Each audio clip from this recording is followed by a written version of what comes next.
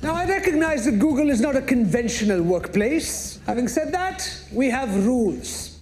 I'm going to ask you a series of questions. You are going to raise the green paddle to indicate yes, and the red paddle to indicate no.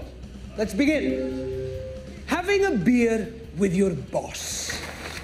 Some of you are under 21. Some of us aren't under 21, so if you want to grab a cold one with me, I'm happy to do that with you. I will not be grabbing a cold one with you. Great line. In the internship, Vince Vaughn shows how not to win friends and influence potential employers. Most interns try to do everything they can to win a permanent job. But Mo Rocca says a few of this summer's interns made headlines for doing the wrong things. Mo, good morning. Good morning. Paid or unpaid, an estimated 1 million Americans enter the workforce each summer as interns. And while there's something to be said for learning on the job, it never fails to amaze us what some of them think they can get away with at work. We want to go back now to the Supreme Court. You see some of the interns running out. When the Supreme Court handed down its historic ruling on same-sex marriage in June, it was the interns who took center stage. Each year, hundreds of thousands of college students enter the workforce as interns. Some get paid, most don't. Are you ready for this? Google. You got us a job at Google? Not a job. It's an interview for an internship that could lead to a job. While the goal of most interns is to get permanently hired, this summer's crop is making headlines for doing exactly the opposite. Good morning. One Capitol Hill intern, intent on getting a front row seat at a congressional hearing where Representative Paul Ryan was speaking, showed up to work, quote, absolutely hammered, reeking of booze, wearing the same clothes he had on yesterday. The hungover underage intern also wanted a breakfast burrito. We can understand that. So to hold his place at the front of the line, he left behind a shoe. We've definitely seen our share of intern bloopers this year. Ross Perlin is the author of Intern Nation, How to Earn Nothing and Learn Little in the Brave New Economy. We are now a nation of interns. It's become a kind of generational rite of passage. It's something that the majority of students at four-year colleges do. The House will be in order. Speaker of the House John Boehner provides his interns with an 80-page manual on how to behave during their time on the Hill.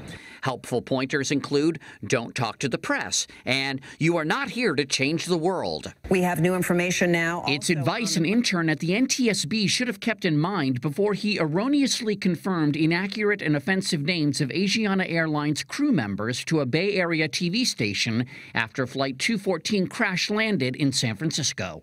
We accept full responsibility for this mistake. An error that cost 4 producers at that TV station their jobs. I think it's yet another reason for employers to say, you know, we should be paying these people. They have real responsibility. There could be a real liability if something goes wrong. You know, sometimes people say to me, this campaign is pretty rough. You may want to quit. New York mayoral candidate Anthony Weiner may not be quitting the race, but one of his unpaid interns is long gone after publishing a tell-all account of her time inside his campaign, saying Weiner called his female interns Monica, a reference perhaps to one of the most infamous interns of all time. Obviously, professionalism is key. I mean, you have to know in advance that people may have a stereotype of you just from that label intern. And if you mess up, get back in there and give it the good old college try.